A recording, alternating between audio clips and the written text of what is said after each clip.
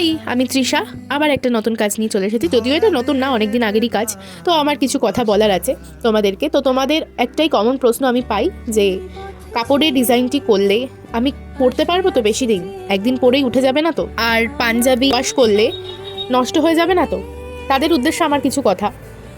তোমরা যারা আমার কাছ থেকে পাঞ্জাবি নিয়েছো, যারা ইউজ করছো, তারা অনেকেই জানো আমি সবাইকেই সাজেস্ট করি, আমরা সবাই জানি যে আমরা ওয়াশ করার সময় সার্ফ ইউজ করি। তো সেখানে যদি আমরা একটু শ্যাম্পু দিয়ে ভিজিয়ে রাখি তাহলে সেটার প্রবলেমটা হয় না।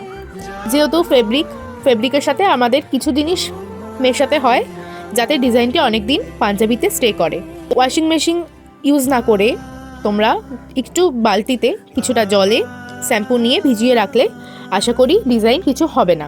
আমি যেভাবে বললাম তোমরা যদি সেইভাবে ওয়াশ করতে পারো শ্যাম্পু দিয়ে ভিজিয়ে রেখে, তাহলে ডিজাইন উঠে যাওয়ার আর কোনো ভয় থাকবে না। আর অনেকেই আমায় জিজ্ঞেস করেছো যে অর্ডারটি আমি কি করে করব।